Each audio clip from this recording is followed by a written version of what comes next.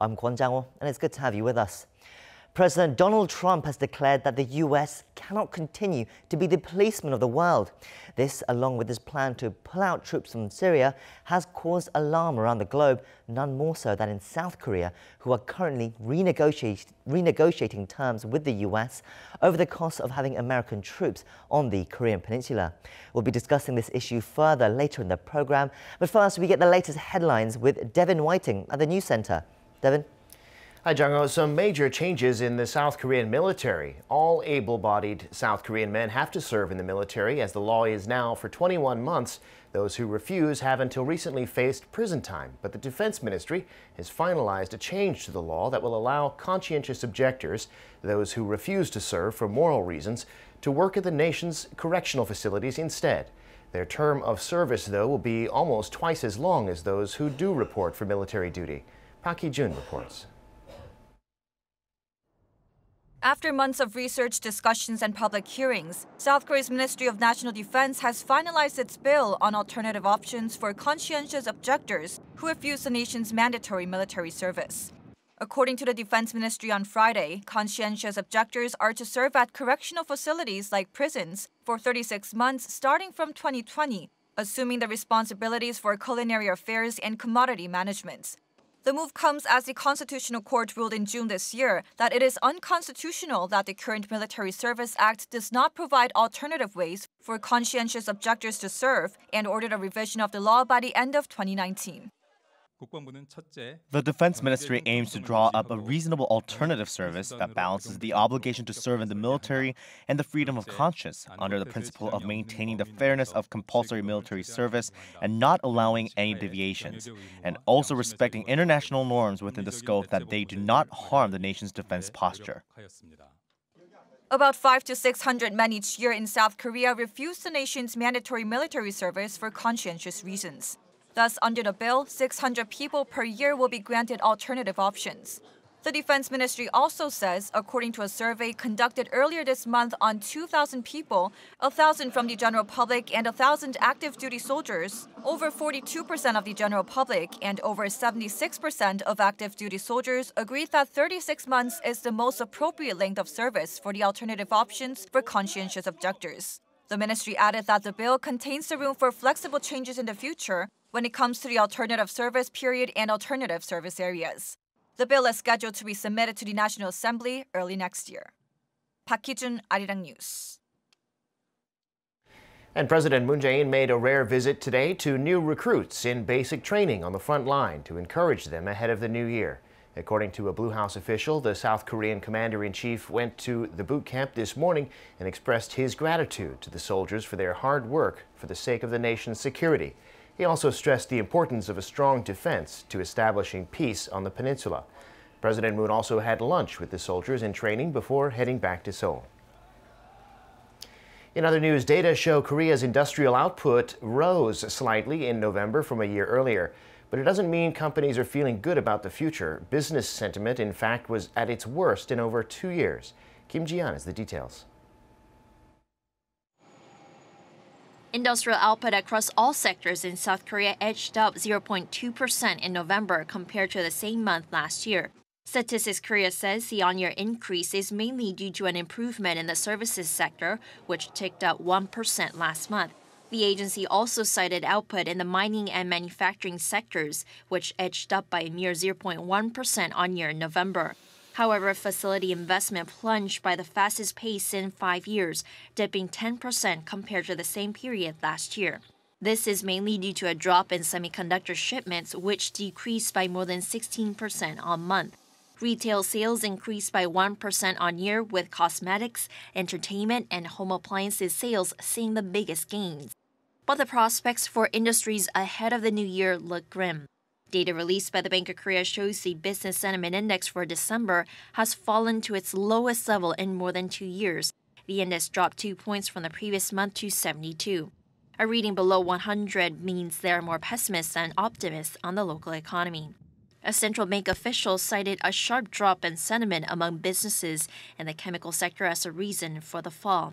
Chemical businesses said demand for their goods has slowed amid the China-U.S. trade war. The prolonged slump in the construction and the auto sectors also drove down sentiment in the metal industries. Kim Ji-yeon, Arirang News. Meanwhile, South Korea's volume of both exports and imports increased again in November, but its terms of trade got worse for the 12th month in a row. The Bank of Korea says the export volume index for last month rose 2.9% on year, thanks to more shipments of petrochemical goods and machinery goods. But for machinery goods, the pace of increase was slower than the month before due to fewer exports of semiconductors. As for imports, the volume index edged up 0.4% on year on increased production of chemical goods. Terms of trade, though, dropped almost 11% on year because the price of imports rose by double digits while export prices declined. South and North Korea held a ceremony this week to break ground symbolically on their project to eventually connect and modernize their railways and roads. But before any actual construction gets underway, it's important to find out the exact condition of the North's transportation system and to look at ways to improve it. Oh Jung-hee reports. North Korean leader Kim Jong-un once spoke very frankly about the status of the regime's transportation system. That was at his first summit with South Korean President Moon Jae-in back in April. Chairman Kim said that he is concerned, to be honest, that things could be quite uncomfortable for President Moon when he visits North Korea due to poor local transportation systems. He added it could be quite embarrassing. And such remark has been verified by South Korean inspectors who went to the north for rail surveys. They found trains there can go about 20 to 60 kilometers an hour. Tracks where trains don't run regularly have deteriorated, while some sections can't allow high speeds because of steep hills, curves, tunnels, and bridges. The rail condition isn't too good, and we thought it would be impossible for trains to run at high speeds. The case is similar for the Western rails. Roads are in similar or worse conditions. Among different modes of transport, North Korea depends on railways by up to 86%, on roads by 12%, and sea travel by 2%. Roads have been less highlighted as SOCs and less developed than railways because of the regime's economic focus on heavy industries and the high cost. In contrast, South Korea has a road-centered transport network enabling free movement of people and goods. The stark difference between the two Koreas' transport networks suggests that the two sides should focus on preventing ineffectiveness in logistics connections. For example, when they operated their joint factory park, the Kaesong Industrial Complex, the South Korean items had to be carried by truck, by train, and then by truck again to enter the complex. The situation also prompts another question. How and to what extent should North Korea's railways and roads be, quote, modernized? If more roads are created and railways are upgraded in the north, then more goods and passengers will come and go, which will lead to a demand for higher speed and better technology. How to replace the existing poor railway system, set communication facilities, and provide electricity is what really needs to be considered. Linking and upgrading the inter-Korean transport network could take decades and cost an astronomical amount of money. But the economic benefits are expected to outweigh the cost, being over $2.5 billion for the next 30 years, just for linking the Western railways. And above all, experts point out the transport connection could lead Pyongyang to gradually open up its economy. Oh Jung-hee, Arirang News. I'm Devin Whiting, and those are your news headlines.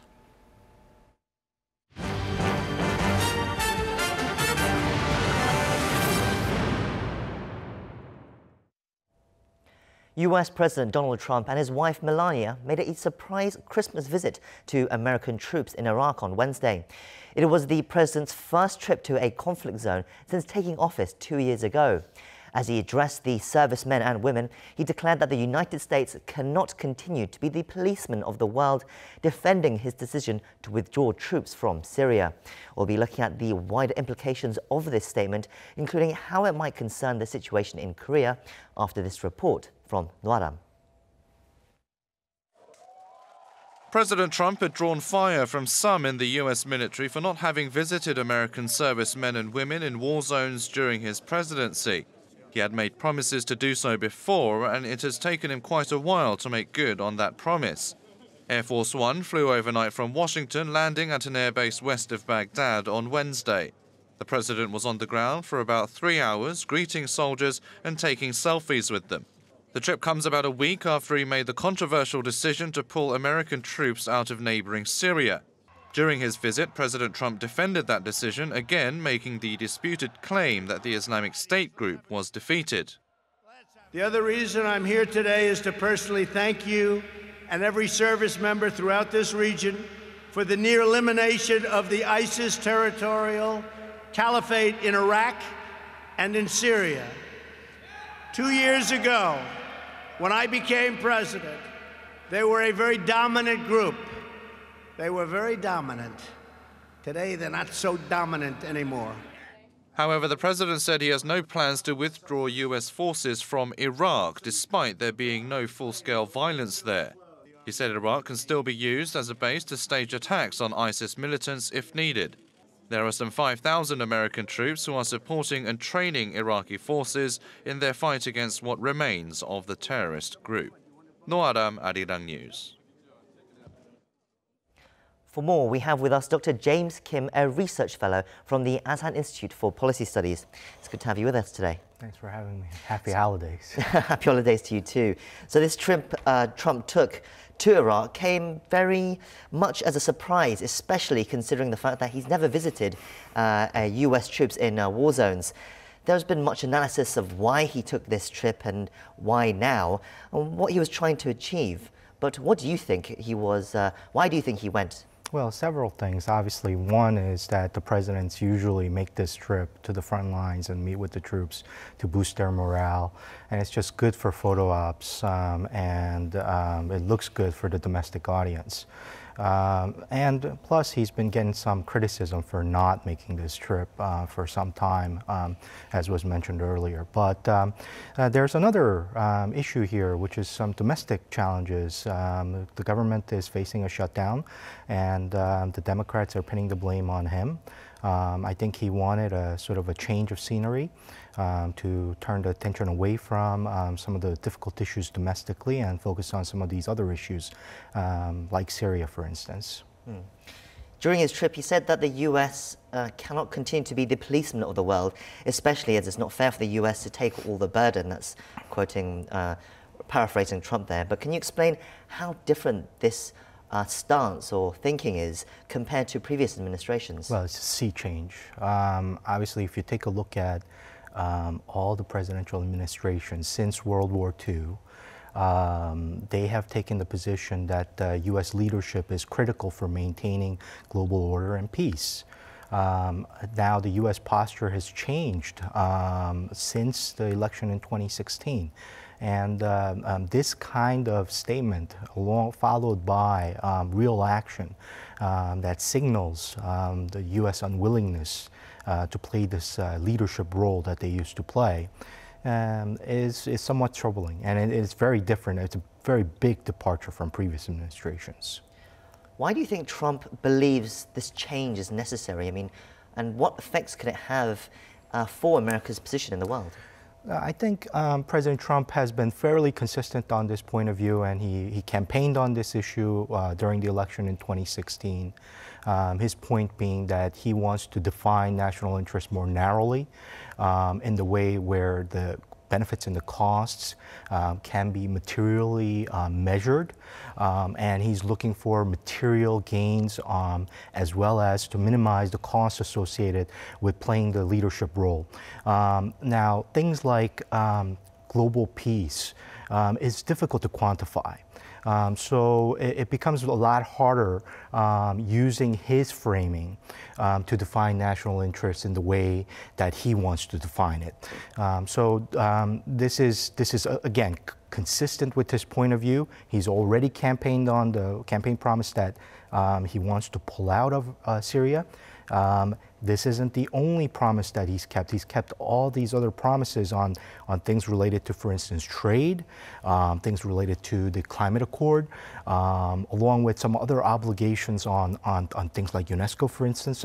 These are things that we have not seen other presidential administrations do, that President Trump has actually said and followed through with action. You say President Trump is following through with this promise to pull out of Syria, but will it be that easy? There are many obstacles still in the way that could trip up his plan of his. Right. So essentially, if you take a look at the Constitution, Article 2 stipulates that he is the commander-in-chief. So it could be a constitutional issue, and whether or not Congress weighs in and how much of a role they could play in checking his ability to be able to do this is going to be a political matter. But this is debatable. And again, President Trump hasn't pulled away from some of these other difficult issues like the wall and the southern border. So I think we'd have to wait and see how this plays out. It really depends, I think, on the political climate in Washington. Do you think, though, this eventually, this will have the desired effect that he wants back home? Because it seems, especially like he was trying to turn the tides, especially with the Syria announcement, him going to Iraq, was trying to perhaps win some votes, not votes as such, but win favor from the American public. Do you think that will succeed? Well, I wouldn't discount any possibility when it comes to President Trump. Against all odds, he was able to gain a victory in 2016 election, and he understands his base better than anyone. And so I wouldn't discount any possibilities here, and just wait to see how the public reacts to these kinds of moves that the president is making. But the base clearly had a lot to say when he gave out a signal to the Democrats that he's willing to negotiate and compromise on the wall. But again, he went back when the base started to criticize him for not keeping his promise. So on this issue, I'm not going to say one way or the other about this, and I don't think we should underestimate President Trump's ability to deliver on what he promises to do. Let's broaden this picture out a little bit, because this announcement that the US will no longer be a, quote, policeman of the world has broader implications as well, it seems, because even here in South Korea, because currently Seoul is in negotiations with Washington over a new deal for cost sharing of US troops on the Korean Peninsula. Trump has many times called for South Korea and other countries to pay more for hosting US troops. I mean, how much pressure do you think Trump's latest comments and actions put on these negotiations that are still ongoing? Well, tremendous. I think some of his rhetoric has actually gotten some NATO members to up the ante and contributions that they have to their defense spending. So we've already seen some moves by the other allies in Europe. But for South Korea, we're under, I think, even more difficult times because we don't have the special measures agreement finished by the end of this year. It's expiring this year, so we're in overtime. We're moving on to next year, and the gap is relatively large. Plus, these moves by President Trump, along with the rhetoric, doesn't make it any easier for the Moon administration. Reports have emerged that Washington have asked for a new one-year deal rather than the 5-year deal that they used to have. Seoul is yet to reject it, it seems, but how bad would that be for Seoul to have a one-year deal?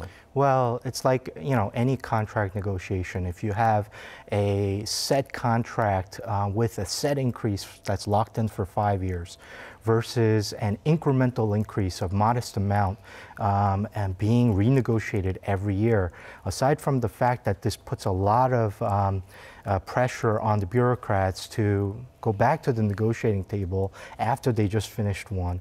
But it could potentially, if you think about a modest increase, and I did some math on this, of about 10% increase incrementally over a 5-year period, the actual amount by the end of the 5th year is going to be larger than the amount that the U.S. is asking at the moment. So it's going to be difficult for the Moon administration, and not only for the Moon administration, but whoever takes this task after his term is over.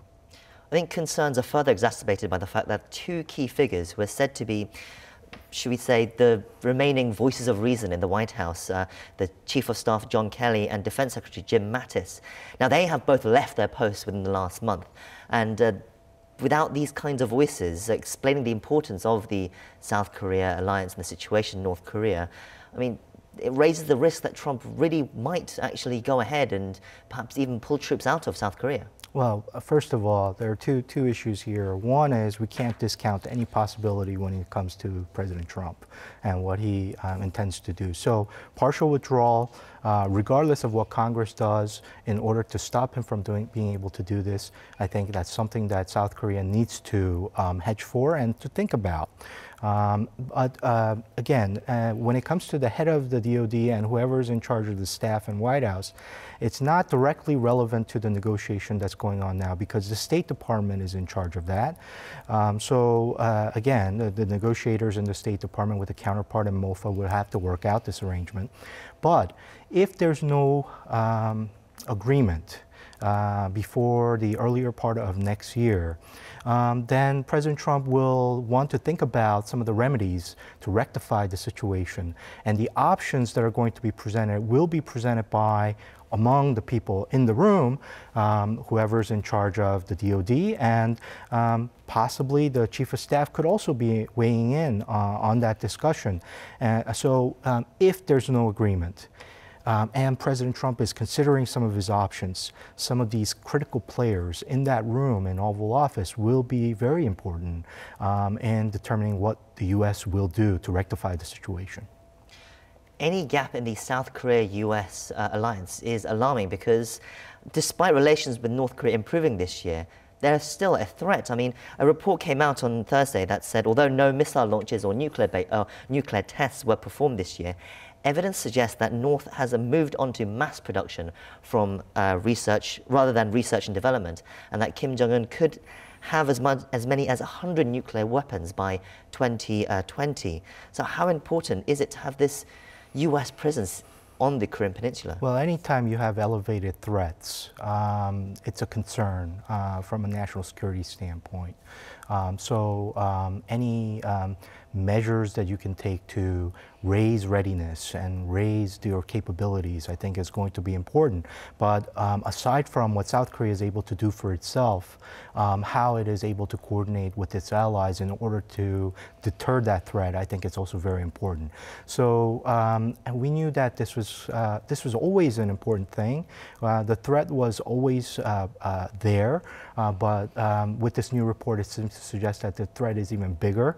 And at this point, how the public reacts to this is going to be, I think, critical. Will the public put more pressure on the Moon administration to suggest that more needs to be done to keep the alliance together? If so, then the president has a two-front battle, not only from the United States, but also being able to convince and persuade the domestic actors that we shouldn't make compromises on these negotiations, or we should. Again, it'll weigh in on the president very heavily. I don't envy the position that he's in. So what can President Moon and Seoul do at this position? I mean, what cards do we have to play that we can get perhaps some of what we want? Or is it overwhelmingly in favor of Trump's pressure? I think we have to think about a range of possibilities. So the worst case scenario to the best case scenario. Worst case scenario being that a partial withdrawal has to be considered as an option here. The gap is just way too large. South Korea is currently paying about $890 million. U.S. is asking approximately $1.2 billion. That's a $300 million gap. If the two sides can't close that gap, then will the U.S. proportionally decrease the amount of troop presence here to match the $890 million amount?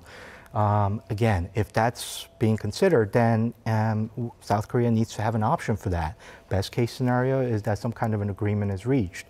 Something in between could be some creative combination between these two. So instead of simply negotiating on the SMA alone, link the SMA issue with some of the other outstanding issues having to do with coordination on North Korea, for instance, or the Section 232 auto tariff that is being considered by the Commerce Department. Some of these issues can be give and take. So if South Korea decides to make some compromises in one of these areas, what are some other areas where South Korea can gain something from the United States? It's a transactional Trumpian way of approaching these negotiations, and there's no reason why President Trump will shy away from this approach. So this is another creative way to handle the problem or manage it. So it looks like President Moon might have to come up with his own way to do art of the deal. Anyway, we're out of time today. Thank you for coming in today and showing us your insights. And thanks for having me. And that wraps up our show for today. I'll be back next week, but in the meantime, do stay tuned to our later newscasts for the latest updates from Korea and around the world. Thank you for watching and hope you have a great weekend. Goodbye.